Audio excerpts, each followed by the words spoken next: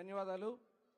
ఇప్పుడు మనకి బలహీన వర్గాల సమస్యల మీద సుదీర్ఘ పాదయాత్రలో ప్రతి ఒక్క గ్రామంలో మన బీసీ సోదరుల్ని వెన్నుంచి నేనున్నానని చెప్పి మనకి అండగా నిలబడటమే కాకుండా మన వైసీపీ కుట్రలతో ప్రాణాలు కోల్పోయిన కుటుంబాలకి నేను తోడుగా ఉన్నానని చెప్పి ఒక అన్నగా నిలబడిన మన యువ నాయకుడు మనం డిక్లరేషన్ కార్యక్రమాన్ని రాష్ట్రంలో ఎక్కడ పెడదామంటే లేదు నేనే వేదికనిస్తానని చెప్పి మంగళగిరిని మనకి అవకాశం కల్పించిన నారా లోకేష్ గారిని మాట్లాడవలసిందిగా కోరుతా ఉన్నా.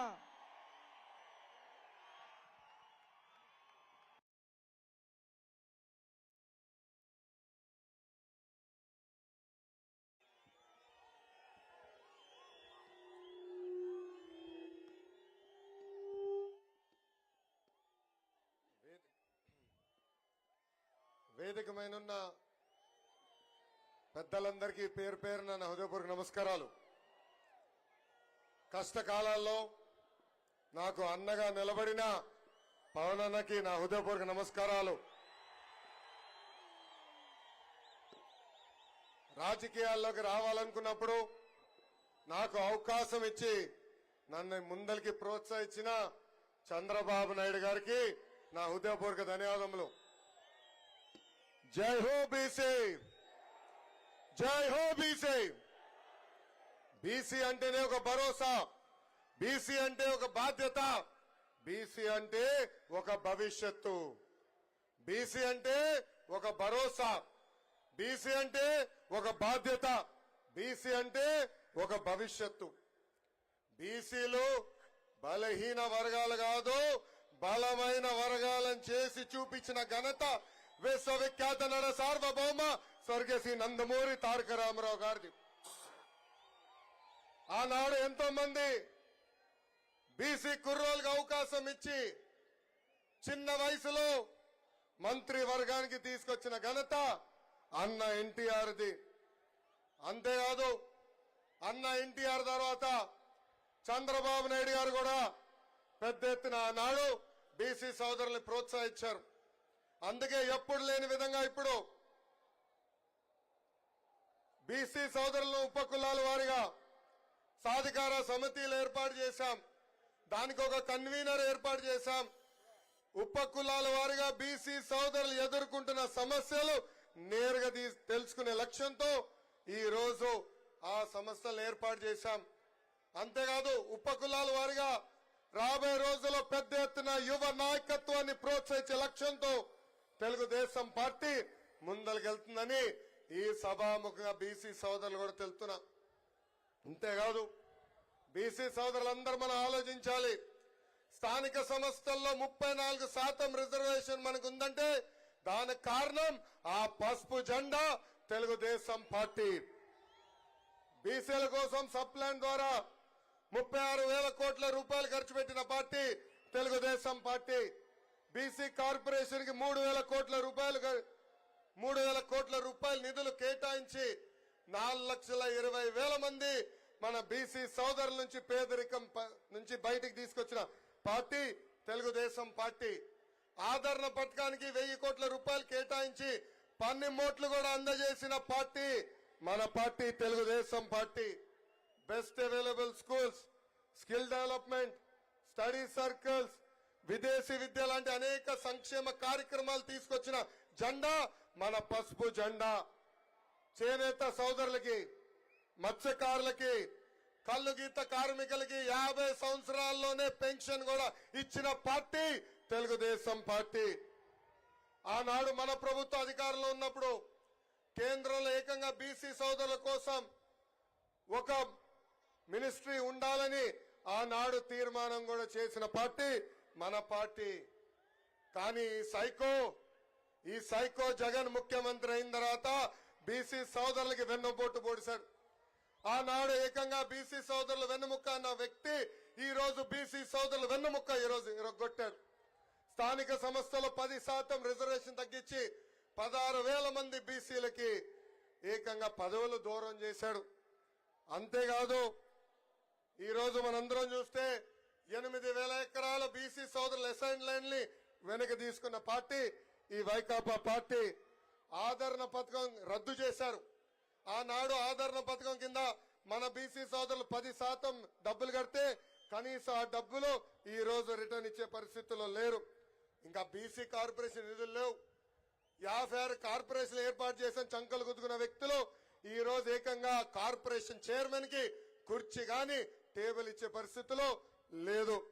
ఇంకా 75,000 కోట్ల బీసీ సప్లాన్ కి రావాల్సిన నిధులు తప్పుదారు మళ్లించింది ఈ ప్రభుత్వం.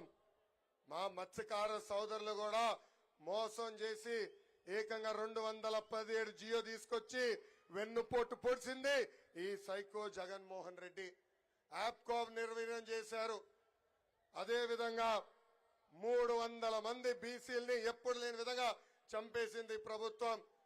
26,000 మంది బీసీల పైన దొంగ కేసులు పెట్టి జైలుకు కూడా పంపించింది ఈ ప్రభుత్వం.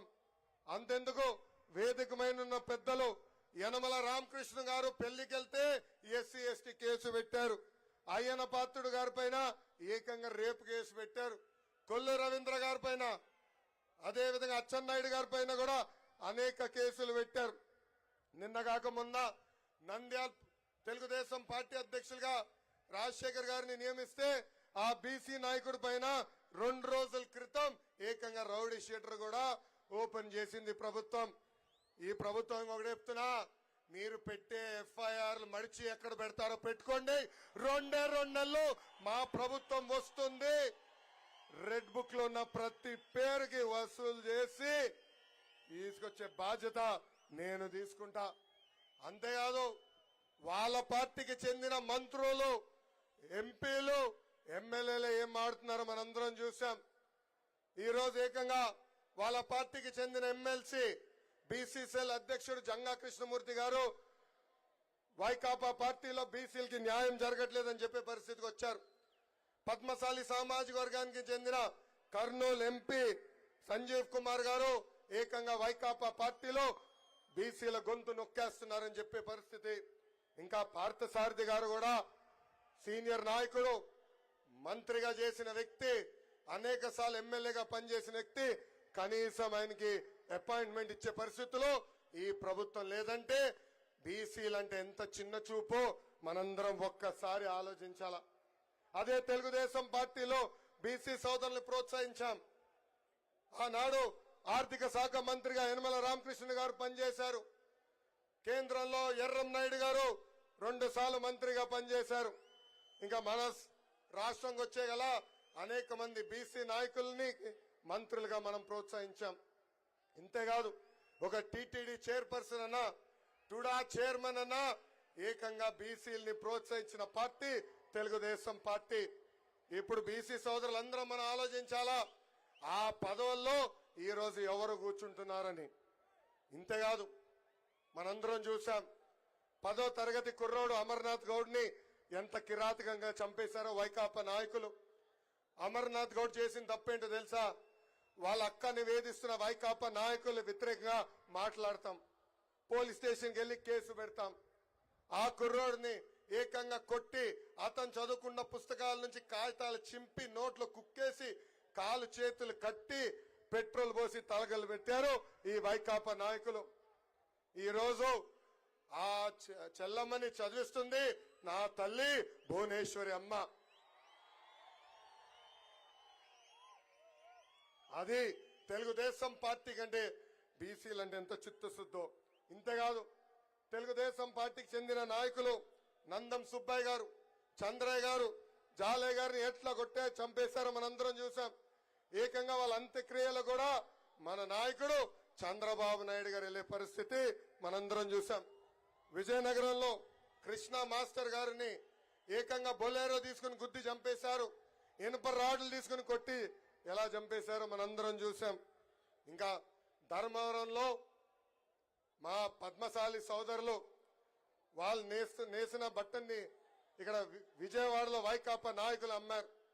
వాళ్ళకి బాకీలు ఉన్నారని పద్మశాలి నాయకులు వెళ్ళి అక్కడ విజయవాడలో వైకాపా నాయకులు అడిగితే ఏకంగా వాళ్ళ షర్టు ప్యాంటు విప్పి కింద కూర్చోబెట్టి వీడియోలు తీసి బయటకు వదిలేసే పరిస్థితి మనందరం చూశాం. అంతేకాదు నా పాదయాత్రలో శ్రీకాళహస్తి నియోజకవర్గంలో రజక సామాజిక వర్గానికి చెందిన మునిరాజమ్మ నన్ను కలిసింది. ఆ తల్లి ఆమె బాధలు వ్యక్తం చేసింది. అక్కడున్న బడా చోర్ బిఎఫ్ మధుసూదన్ రెడ్డి చేసే ఏదో పనులు ఎండగట్టింది.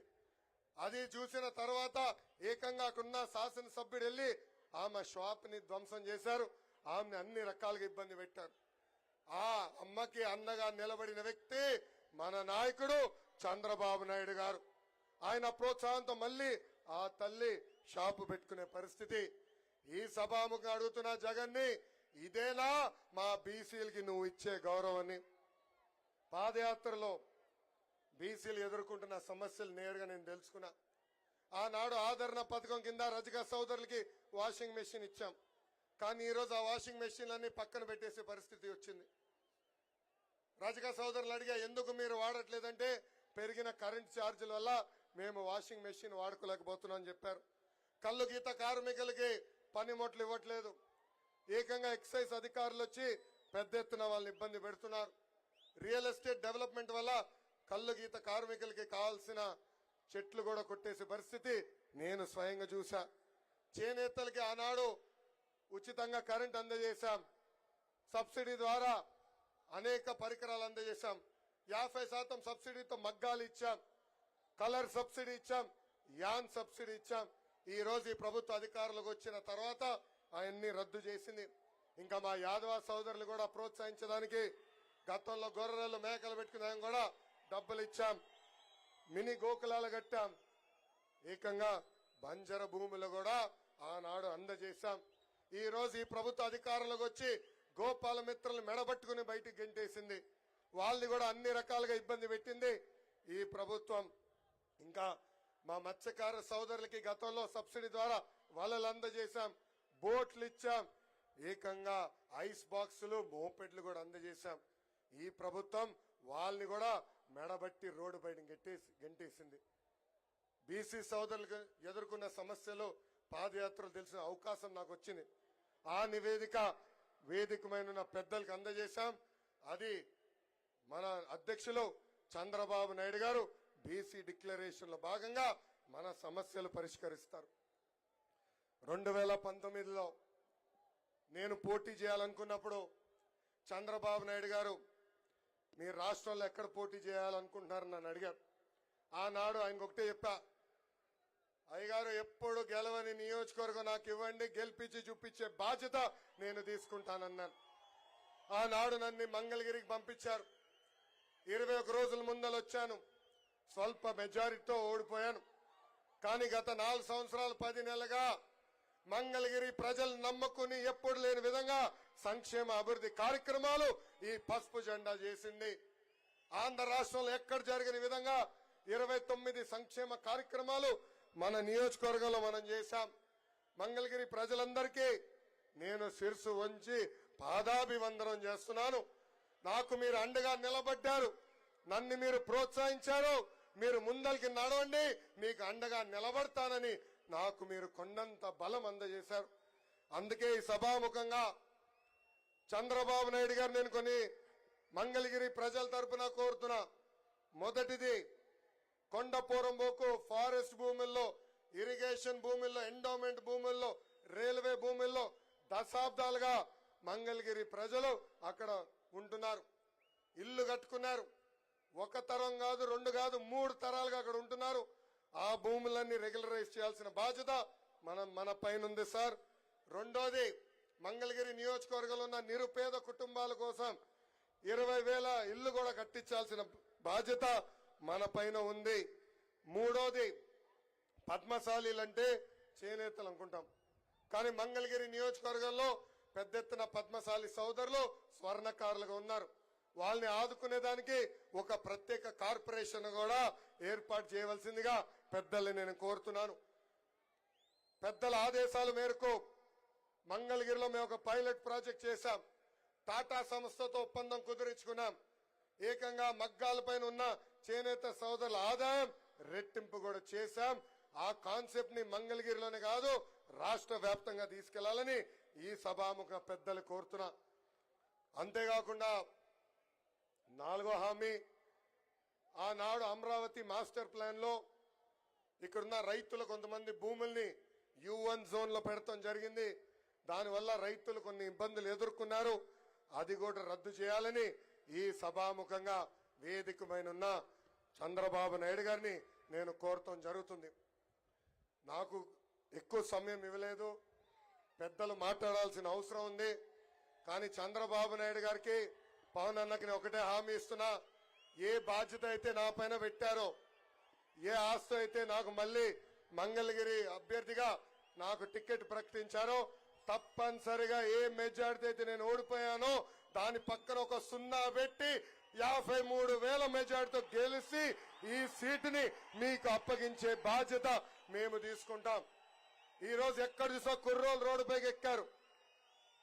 ఈ ప్రభుత్వ అధికారులకు వచ్చిన తర్వాత కార్యకర్తల పైన దొంగ కేసులు పెట్టారు, రౌడీ షీటర్లు ఓపెన్ చేశాడు, యాదవ సామాజిక వర్గానికి చెందిన మన నాయకుడిని చంపేశారు. అంతేకాదు ఇప్పుడు మళ్ళీ ఎమ్మెల్యే కరకట్ట కమలాసన్ ఉన్నాడు సార్, మాకు మళ్ళీ వచ్చాడు నటనకి, మాకు మాయ చేసాం, మళ్ళీ ప్రజల్ని మాయ చేసాం వచ్చాడు.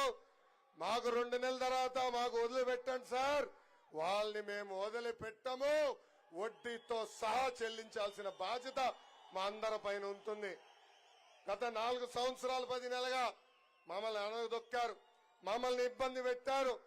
మంగళగిరి నియోజకవర్గానికి ఇచ్చిన అనేక హామీలు ముఖ్యమంత్రి నిలబెట్టుకోలేదు. తప్పనిసరిగా నేను శాసనసభ్యుడిగా ప్రమాణ స్వీకారం చేసిన మొదటి క్షణం నుంచి వాళ్ళు ఇచ్చిన హామీలు నిలబెట్టుకుందన్ని నిలబెట్టుకుంటానని ఈ సభాముఖంగా మీ అందరికీ తెలుపుకుంటూ, నాకు ఈ అవకాశం ఇచ్చిన మంగళగిరి ప్రజలకి, కార్యకర్తలకి, పవన్ అన్నకి, చంద్రబాబు నాయుడు గారికి, జనసేన పార్టీ నాయకులందరికీ పేరు పేరున నా హృదయపూర్వక ధన్యవాదాలు తెలుపుకుంటూ నేను సెలవు తీసుకుంటున్నాను. జోహార్ అన్న ఎన్టీఆర్, జోహార్ అన్న ఎన్టీఆర్. చంద్రబాబు నాయుడు గారి నాయకత్వం, చంద్రబాబు నాయుడు గారి నాయకత్వం, పవన్ అన్న నాయకత్వం, పవన్ అన్న నాయకత్వం. జై బాలయ్య, జై బాలయ్య, జై హింద్. జై లోకేష్. లోకేష్ గారికి ప్రత్యేకంగా ధన్యవాదాలు తెలియజేస్తూ, ఇప్పుడు మన కోసం సాధికార కమిటీని